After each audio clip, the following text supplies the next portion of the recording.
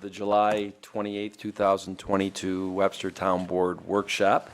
Part 1 from 4:30 to 5:50 was 6 department heads presented their proposed 2023 budgets. And Part 2 has 2 items tonight. One is the tabled item from last week's board meeting pertaining to the Ready Project MO65. I couldn't find my glasses. They're right there.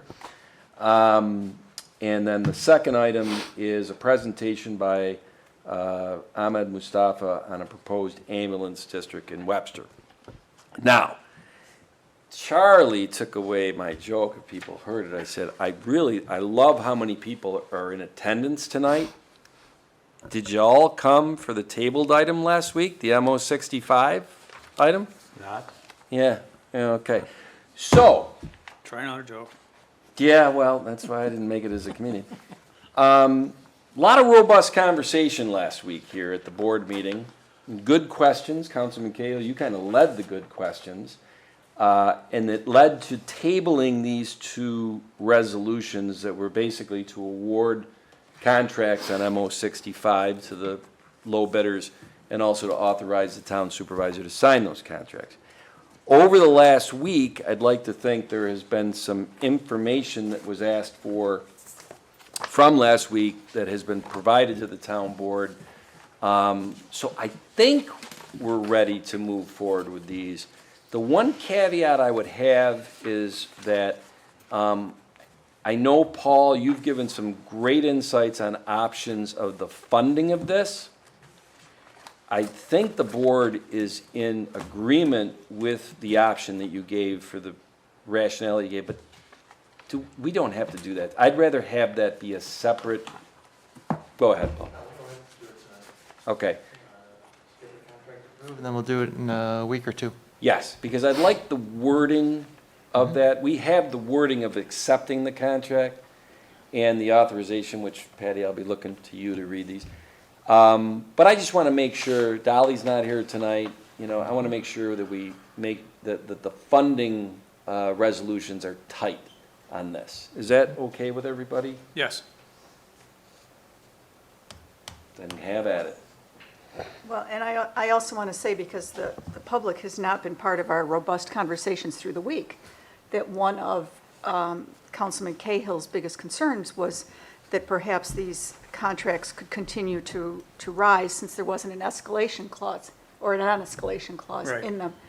And I think we got a good answer on that, and that the force majeure that you had talked about really, in essence, does protect us from that. So Yeah, I'm very satisfied with the response that I got. Good. And I further am comfortable with the knowledge that if there is going to be increases, that it has to be approved Absolutely. ahead of time. Right. Which is the way a lot of contracts work. You submit an RFC, and then it has to be approved by the owner, and then we go forward. Right. So I appreciate all of the work that was done and researched and provided to the board. And I'm a lot more comfortable now than I was at our last meeting. Good. Well, I'm glad you brought those issues up, and Yeah. that we're all informed at this point.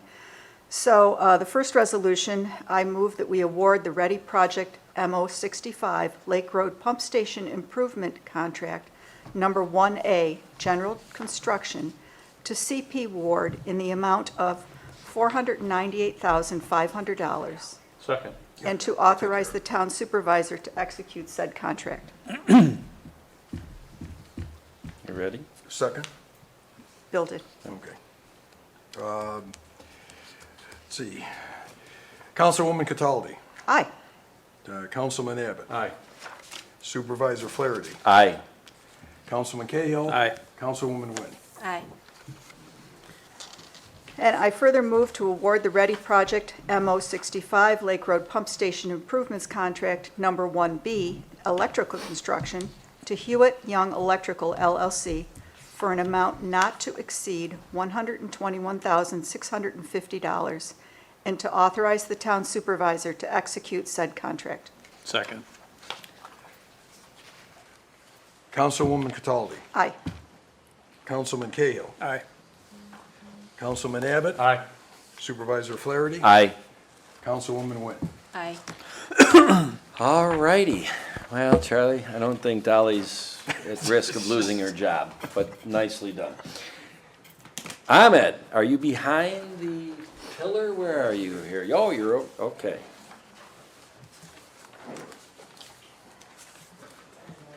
Well, one thing we know is, Ahmed, you know how to pack them in.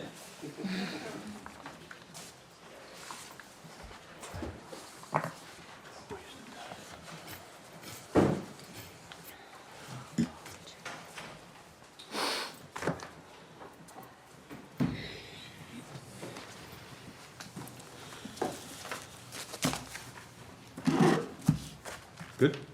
You're ready to go? All right. All right. Can you hear me okay? Yes? All right. Not used to sitting here. It's pretty important. Well, thank you Supervisor Flaherty and town board members and guests and members of the community for allowing us to present tonight on the considerations for establishing an emergency medical services tax district in the town of Webster. Why are we here tonight? As we'll show you in a minute, there's an increasing demand for EMS services in the town. Coupled with that, there's a significant decline in the available labor force. We need people to run the ambulances.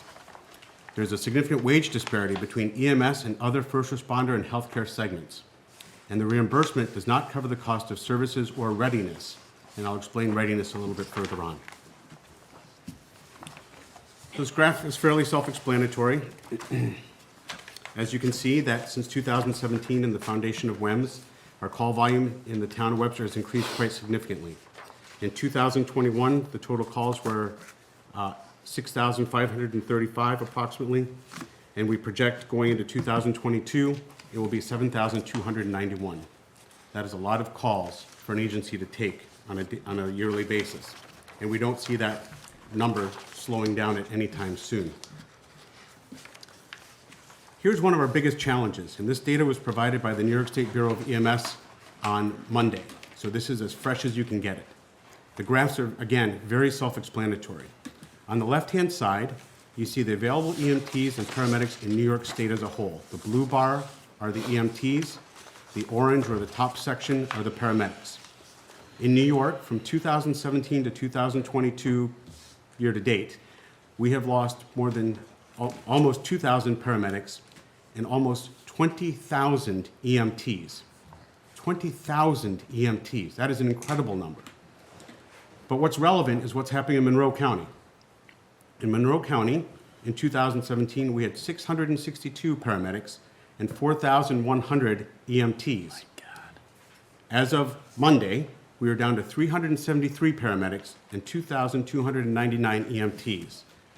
So just think about that for a second. There are 14 EMS agencies staffing on average 20 ambulances a day. You know everybody doesn't work every day, and you know there are paramedics and EMTs that don't work very often. In fact, probably half of those take calls on a regular basis. So that means about 190 paramedics and 1,100 EMTs staff all the ambulances in the county of Monroe. That is a small number, right? And the number is declining steadily. Why is that? Well, it's simple math. I guess economics is the word one would use. If you look at this chart, it is a pay scale showing what the average hourly rate is after 3 years of employment in certain fields. An EMT, based on what we can afford to pay them, not because we're stingy, what we can afford to pay them given our budgets, in the county is making an average of $17 an hour. Starbucks, Wendy's, and Burger King are offering about $19 an hour to start. A patient care tech in a hospital who doesn't have to deal with situations in homes and all the other challenges is making $20. A paramedic, on average, $25. A police officer, based on some contract data, $30. Firefighters, $30. New York State Police, $40. Nurses, $41. And physician's assistants, almost $46. This is why recruiting and retaining people in this industry has become very, very hard. It is a difficult job to do, and the economics just aren't very attractive. So why does the current revenue model present the challenges that they do, and why can't we control them? First of all, our income is unpredictable and inadequate. So Medicare and Medicaid, which are the insurances that are provided by the state and federal government for people that are either over a certain age or below a certain income, those reimbursements have not changed significantly in decades. So that means that when we go to pick up somebody that doesn't have a tremendous amount of income or that is over a certain age, the cost of going to that call is barely, sometimes not covered by the reimbursement by the federal and state government. Private insurers, which most of us have if you're not on Medicare or Medicaid, they reimburse the patient. So what that means is we sometimes don't get paid, and we certainly don't get paid in a timely manner. We recently got a check from someone that had a bill open for us from 2017. Now, I could not pay my crews from that call. I could not pay my mortgage or rent or utilities from that call. We have to keep things going. And so by having private insurers reimburse the patients, we don't know when we're going to get paid. That makes it very, very hard to run a railroad and manage a budget. Discussing the Medicare and Medicaid reimbursements, no matter how much we charge, it can be $1 million a call. They're only going to pay the $300 and some they pay because that is set by the federal government. The rest is a loss. We don't get to recoup that. We don't get the balance bill for that. And while Medicare, Medicaid, or private insurance might cover a call, what happens on days when we don't have calls or the call volume is low? The staff still would like to get paid. The bank would still like their mortgage. The town would like to get paid for their fuel, but there's no revenue associated with just sitting around. That is what we call the cost of readiness. When you have other first response industries, you're paying them a fee at the beginning of the year. They know what their income is. They can plan their budget and their staffing accordingly for the most part. In our case, we're relying on transports. If we don't take someone to a hospital, we get almost no payment, in many cases, no payment at all. But we still provided a service, we still had labor, and we still had other costs associated with it. Speaking of those costs, there are almost no volunteers left in EMS. Let's just be very clear. It's a hard job. Almost every agency is paying. To ask someone to come out and do all the training that's required and volunteer is becoming harder and harder. And those that do have varying schedules, and if something else comes up, they aren't obligated to work, they don't come. And that's why we've chosen not to rely on volunteers if there were any to do. The labor rate has increased at a rate I cannot even conceive. We were talking to some of our team the other day as we were building this presentation. Our labor rate in some segments has increased almost 50% in 5 years. I can tell you our reimbursement rate has not. In the last 18 months during COVID, our labor rate has gone up almost 15%. That is untenable, and we cannot continue to sustain that with the reimbursement models that we have today. And why do we care about this? Because the EMS employees that are standing in the back of this room and that are out in the road today and that have covered this community for the last 50 years, we deserve the same benefits. We deserve paid vacation. We deserve to only work 40 hours a week. We deserve holiday pay and 401ks with match, as other employers and other first response agencies do. Today, that is virtually impossible to do. Medical equipment and supply costs are increasing at double digits, in some cases triple digits. We had an email from one of our neighboring EMS agencies today asking to borrow medicines because they can't get them. How do you run an ambulance without the medications you need to manage a cardiac arrhythmia? That is the problem we are facing today. And what we wind up doing is we wind up going on the web and we wind up going to what we call scalpers and paying whatever they will charge us so we can get equipment to make or supplies to make sure our equipment runs on the road. And as the demand for EMS increases, you need more ambulances. The challenge is every call is not a transport. On average in Webster, half the calls we get, we transport. So you have to be ready to take, let's say, 100 calls. We only get compensated at some ratio for 50 calls. That gap is what we call the cost of readiness, and we need help covering that cost because it generates us no revenue today, but it does generate a corresponding expense. This is a busy slide, and I know that I've been coached to be careful about wordy slides, but I want you to understand what that ambulance does when it comes to your house. It is not an Uber. It is not just a ride to the hospital. Those were days 50 years ago when a hearse showed up, there was no dead body in it, so we put a half dead body on it, we took it to the hospital. Those days are gone. We are bringing you the emergency room, and that costs money. When that paramedic or EMT gets there, we do an assessment. We start IVs. We monitor your heart rate. We do a physical assessment. We do a psychological assessment. We look at your heart. We look at your nervous system. We look at your bones and your muscles. We take care of pregnant mothers and the babies when they tend to arrive unexpectedly in our ambulance. And with all of that, we have to do interventions. We provide medications, which are just going up in cost when we can get them. We start IVs. We defibrillate, we cardiovert. We can pace your heart externally until we get you to a cardiologist who can implant one. We manage your fractures, and probably above all else, we can make the pain go away for a little while until we can get some definitive care. In addition to all the things we do in the back of the hospital, Webster EMS has done, and NEQ have done a lot of things in this community. When COVID came, we held COVID screenings. We did vaccinations for homebound residents, one of a very few of the EMS agencies in the county to do either one of those things. We do CPR, A&D, and first aid training, many times for free, to community groups and not-for-profits. We do community outreach and patient follow-up. And what does that mean?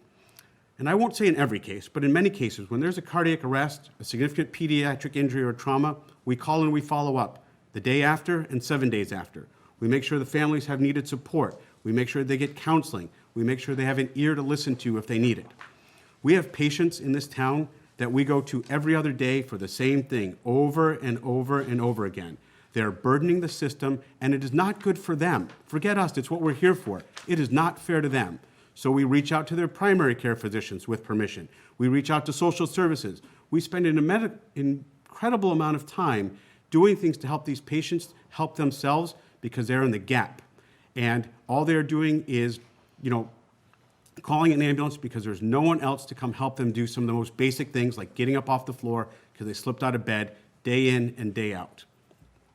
We have a community loan closet. They may not mean anything, but when you need a pair of crutches for a few days, it's cheaper than buying them. When you need a wheelchair for a visiting guest, we lend those.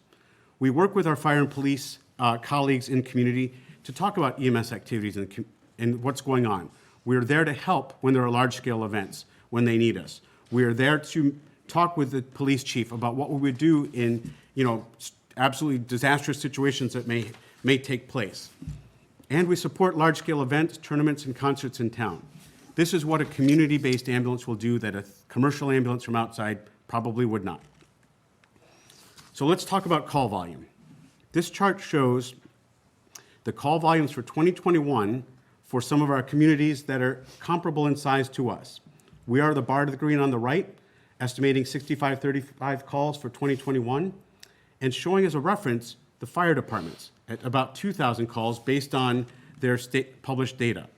We could not put the PD information up because they calculate their calls in a much, much different way. So why is this relevant?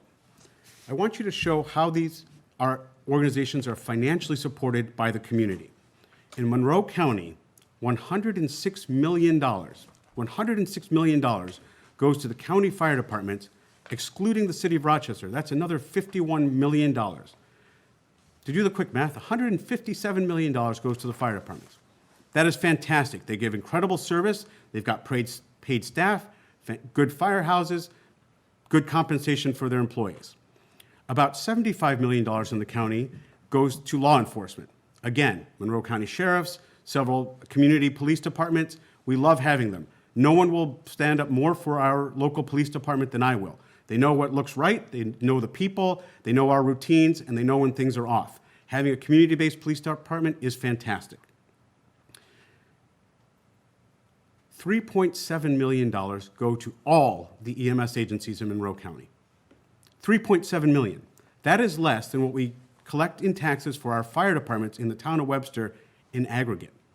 That is 14 EMS agencies get a total of $3.7 million. Does that seem inequitable or disparate to anybody? I find it incredible.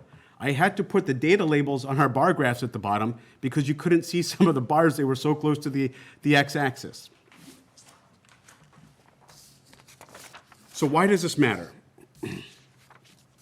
It matters because a community ambulance is essential to the citizens of Webster. Having some way to fill that cost of readiness and the gap in our income will ensure the long-term viability of a Webster-based ambulance service. It will enable us to recruit staff that are needed to ensure a timely response to over 95% of our calls.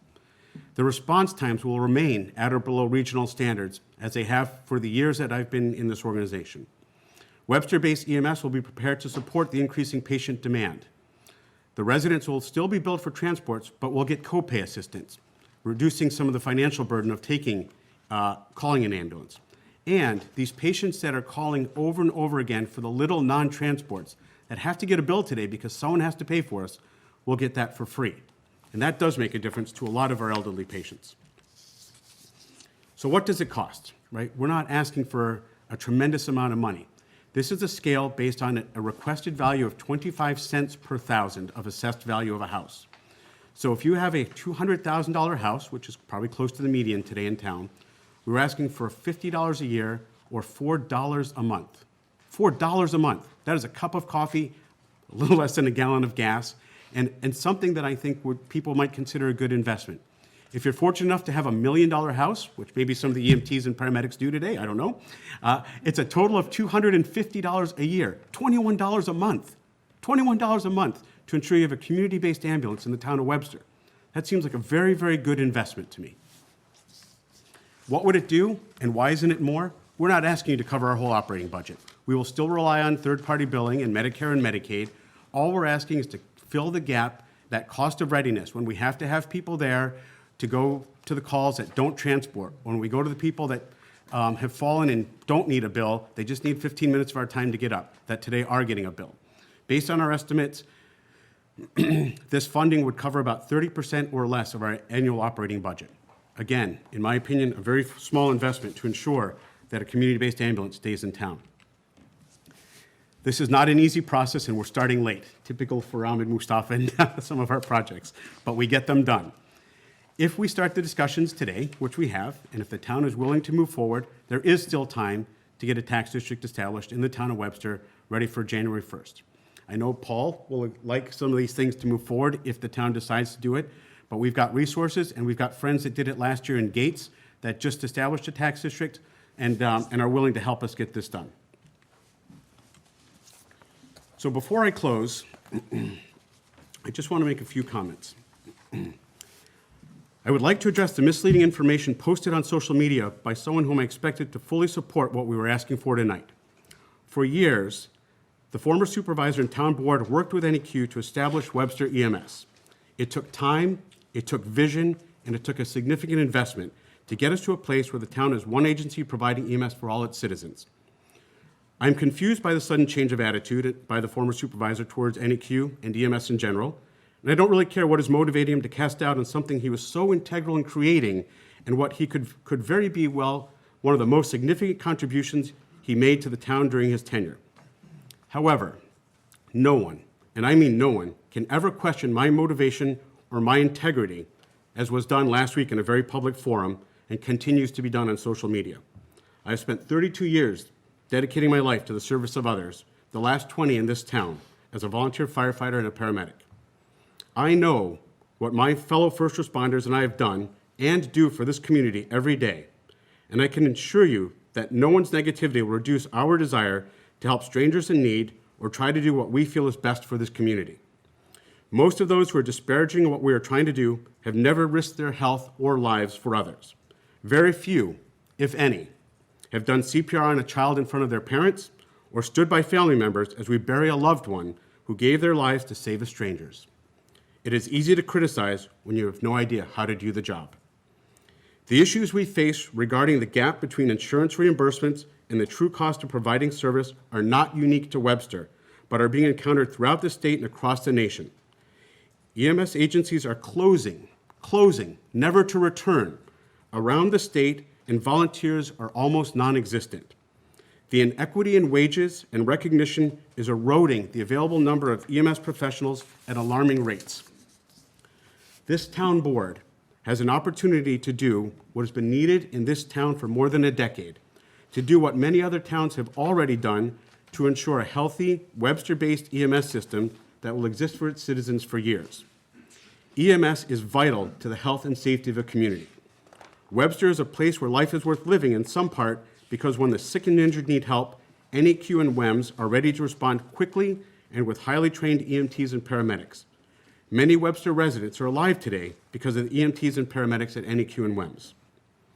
This week, we have received letters of support from many members of the community, which we have sent to the supervisor, and I am sure there are letters against. There are almost 1,000 surveys in my bag here from people who have used EMS in the last few years, with 96% of them indicating they support the town funding EMS as the community supports fire and police. I appreciate the timing of this request is aggressive, but it is not impossible. If the creation of a tax district for 2023 is not something the town feels they're able to pursue, given the timing or for other reasons, then we're going to need some other form of assistance in 2023 until a more permanent financial solution can be established. The status quo will not do today.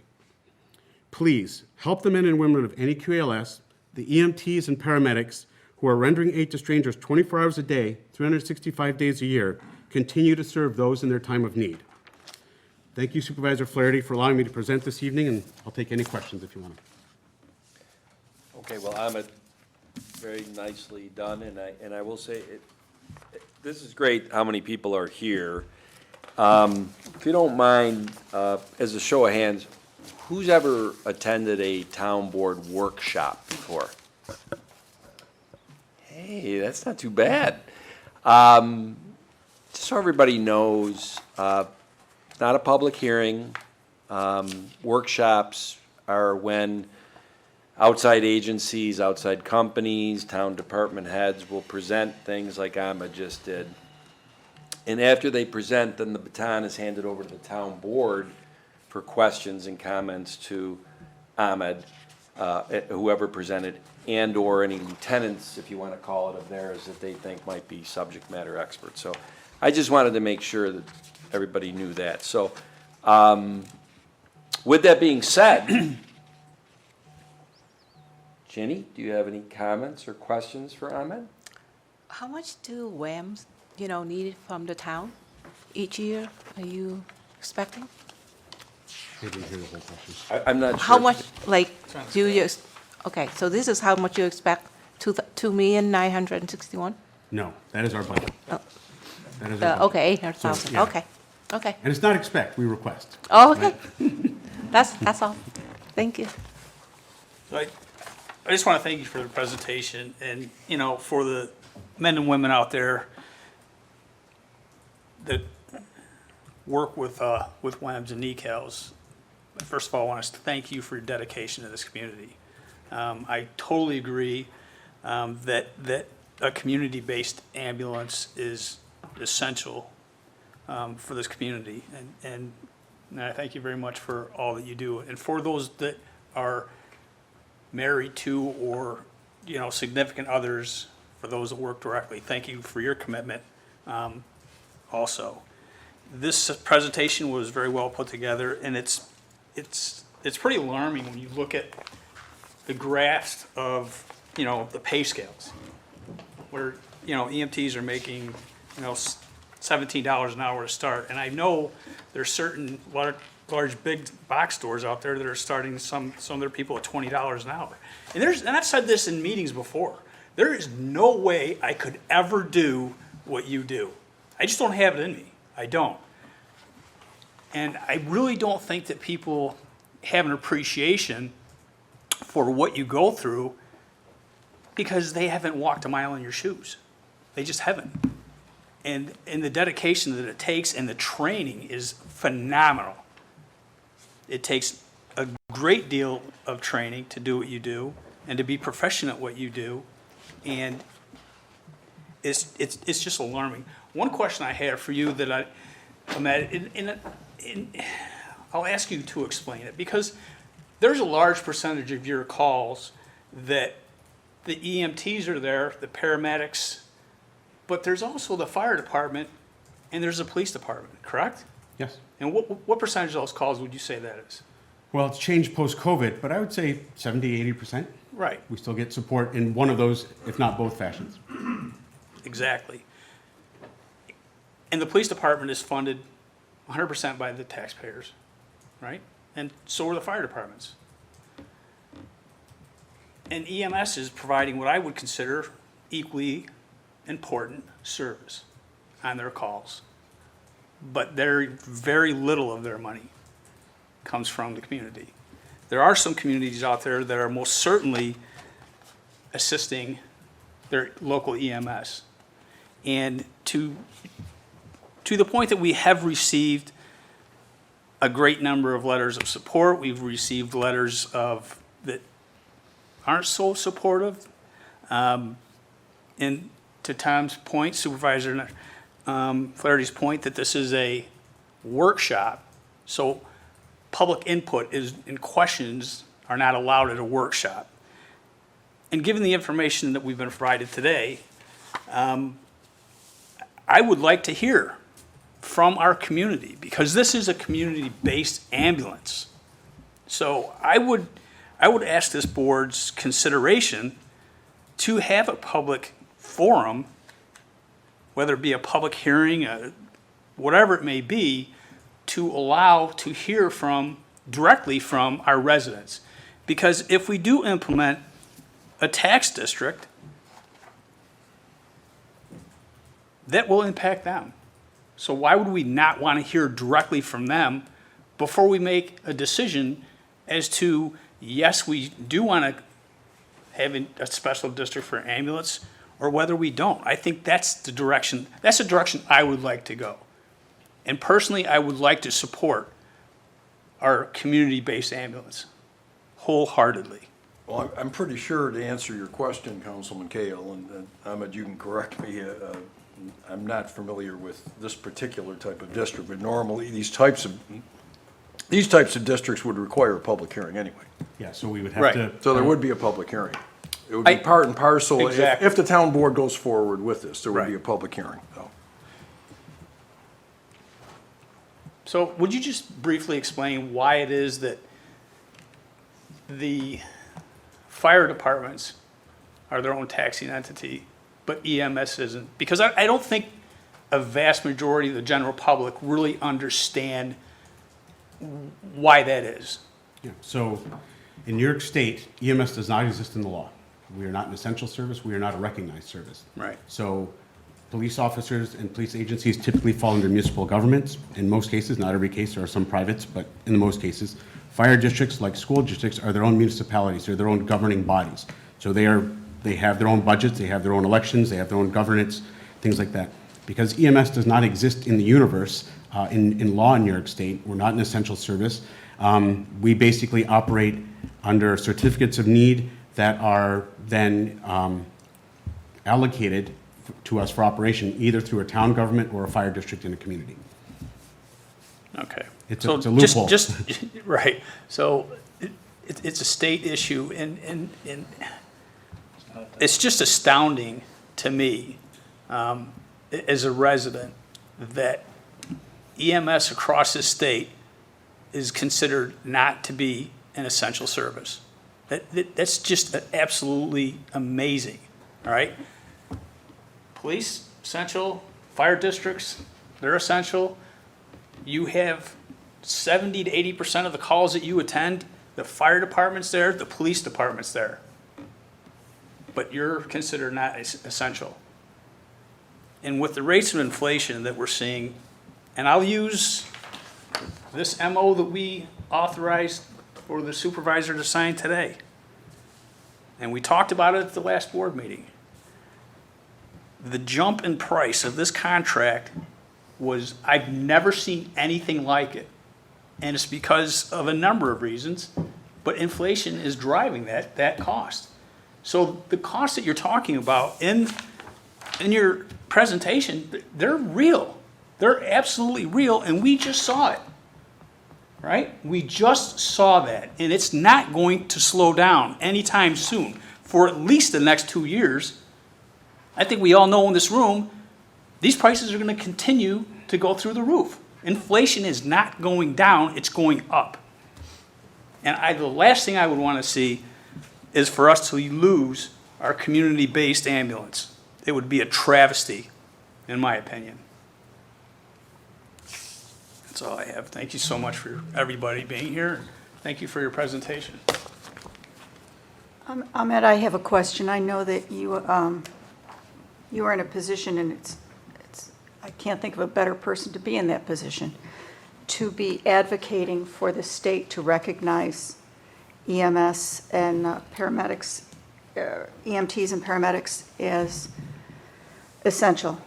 And I know that you met with one of our state representatives today. Can you tell me where you are in that process of getting that recognition? Deputy Supervisor Cataldi, it is painful. My answer is embarrassing. I am the only person that has been appointed to that task force of 12. No other seats have been filled, and that task force has not made one step forward since my appointment earlier this year. When was that task force? It was designated in December, and the seat was filled in March, I think, March or April. And there's been no other 11 vacant seats that have not been filled yet. And did the representative you met with today have anything to offer? No knowledge of the task force at all. It's a Republican task force. Well, It's a Senate a task medical force. emergency is not a Republican or a Democratic issue. It's a question for them. Yes. You know, and I mean, we're facing yet again another agency. We just saw this with the special police, if you will, where the state does not recognize them. And there are loopholes in the law which just leave those agencies hanging out to dry, if you will. And I certainly value a community-based emergency medical service. But I also have a fiscal responsibility to our town taxpayers. And that concerns me. You know, it concerns me when we have to look at breaking the tax cap. It's something that we've been burdened with for several years. So that when we're in the middle of budget presentations, we see the cost of everything going up. And this is one more. So I do have that concern. I share with Councilman Cahill that, yes, we want to hear from the public. I know that in the next few weeks, without even announcing a public hearing, if we were to move forward on that, we will be hearing from the public. The fact that this has been promoted and discussed as much as it has through social media and other aspects, I know that we'll be hearing from the public. So I do want to hear from more people. I've got 1,000 surveys whenever you want to read them. Those are great. Those are for the service that was offered. The people that use it, right? Yes, the people that use it. And there are 1,000 in there, and we have approximately 46,000 people in town. So many have not used it, and they may feel a little different than that. But with that said, that does not mean that I don't value the service that you all offer to this town. As a retired healthcare professional, I understand. I know what you do every day. And we need you. Then you got to help us a little bit, I understand. right? We are stretching the rubber band as tight as it can go. No, I right? understand that, but I also think that we need to have some sort of partnership with the almighty governing agency who does not recognize you as essential. We'll keep working on it. Okay. I think as far as Albany, recognizing EMS as an essential service, I think that's years down the road. And, I don't think that EMS, not only locally, but generally, has the years to wait for Albany to do the right thing. I don't envision that happening, ever. And I look at your projections here, and that's based on, 25 cents per thousand. And I can only speak for myself. I can't speak for any other board member. I can't speak for the residents of the town. I would be more than willing to pay for a community-based ambulance, more than willing to pay. But then again, that's me. And I think it's very important that we afford the rest of the residents of this community a forum to come in and voice their concerns, okay? What are their feelings with respect to a community-based ambulance, given the projected cost? This is not to say that's written in stone, because ultimately it would be the town board's decision to set the rate. But conceptually, I think we as a board have the responsibility to create a forum soon to hear from the community. We're hearing negative, we're hearing a lot of positive. We have a decision to make. And I don't want to be the member of a board that saw our community-based ambulance go away because we didn't want to afford our residents an opportunity to come in and talk, and then we make a decision on whether we go forward with an ambulance district or not.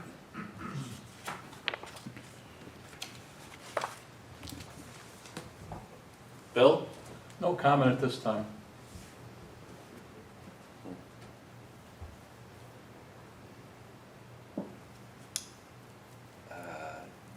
Charlie? No, obviously there will be a lot of legal work to do here, but Yeah. I'm not asking for a decision. I'm asking to allow the public to come in and let's hear from the public, because that's who we work for. We work for the residents of this town, and they should have an opportunity to come in and be heard before we make a decision as to whether, yes, we will go ahead with an ambulance district in 2023, or no, we will not. That's what we were hired to do, in my opinion, and that's what I would like to see happen.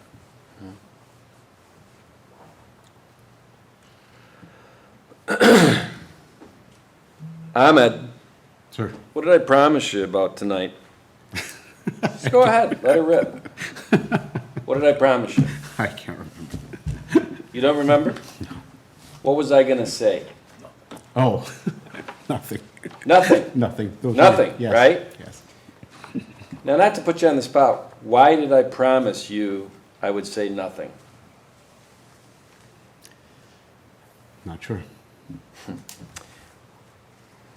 Well, if this is me Saying something. reneging on that, I'm gonna make this quick, I hope.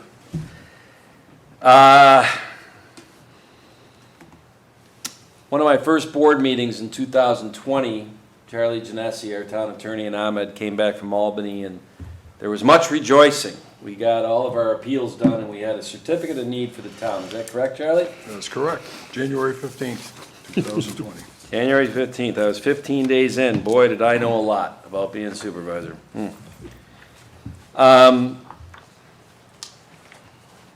In April of 2021 through October of 2021, Councilman Cahill, if you haven't figured it out yet, he is the town board liaison to ambulance, and I gotta tell you, he does a great job. Your department head around here, or a department that needs a liaison, that guy advocates on your behalf, if you didn't figure it out tonight. But John and I had a lot of meetings with Webster Fire, because they were discerning getting out of the ambulance business. It's kind of highly, if you've been following these meetings, you know what happened. But to me, one thing that always stuck out to me about those meetings was Webster really wanted to find out if the town was going to use their certificate of need and trump their decision. Where, John, and you can correct me if I'm wrong, I was always like, why don't we take a look at this in a different way? We have an opportunity here to maybe set up something, think outside the box to set up ambulance in Webster for the next 20 years. Is that essentially what I said? Didn't work out that way, did it? I think we both knew from the first meeting Yeah. it wasn't going to. So in November, we did decide as a board, and I overspoke that night, so I'm not going to do it again tonight, to basically take the town's certificate of need, and I'll call it award, Nequals, WEMS, to be number one in the 911 queue for all 35 square miles of Webster, and not split Webster into two districts where Penfield Volunteer Ambulance was going to handle west of Hard Road and Nequals WEMS would handle east.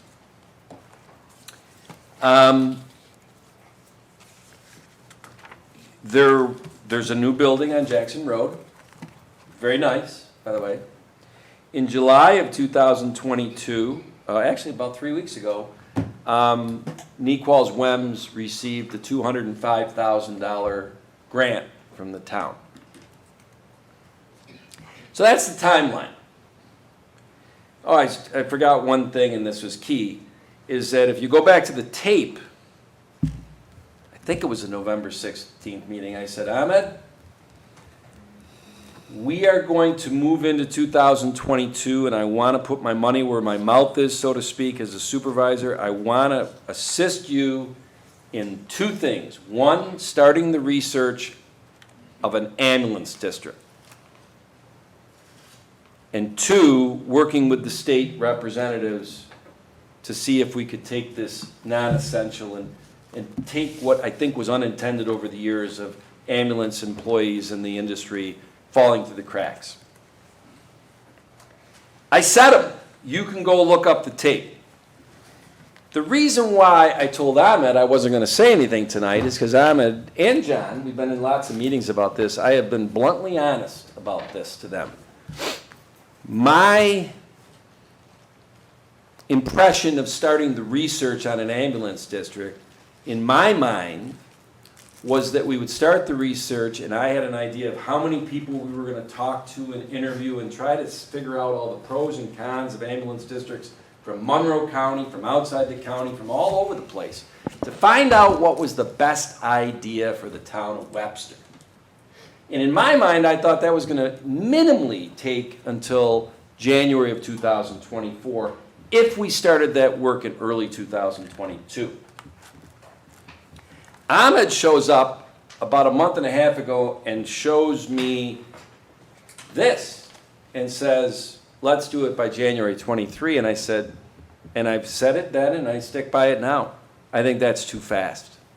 I think there's legislative or research issues and things like that. Now, you said, Chile, I did it last year. Okay. And maybe I'm talking out of both sides of my mouth. I am impatient and I like to move things along, and government has frustrated me in 2.5 years on that. But this is one where I just feel as though an emotional decision is being made if we jam this thing forward in 5 months. And I don't like emotional decisions.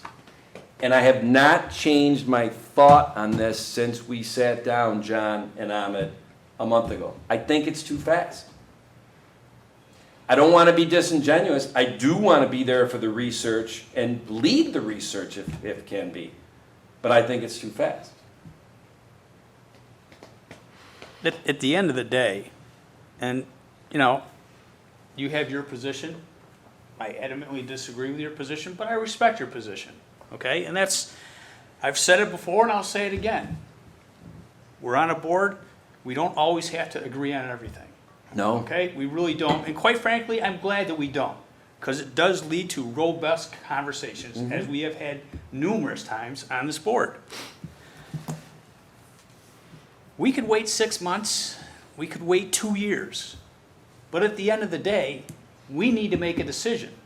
And I'm not going to make a decision until I hear from the residents of this town.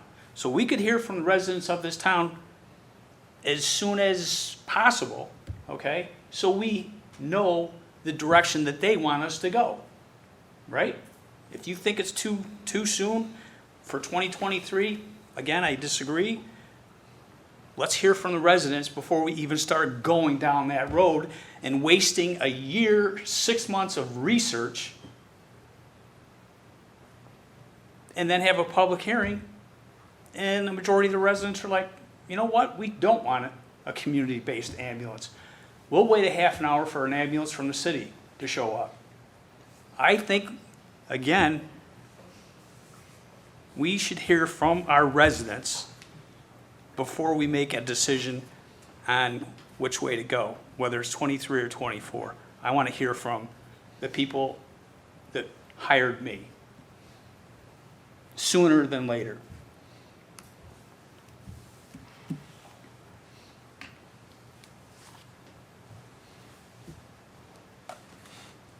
I'm going to let Councilman Cahill have the last word, Charlie. Anybody else? Well, that concludes tonight's workshop. Ahmed, thank you very much.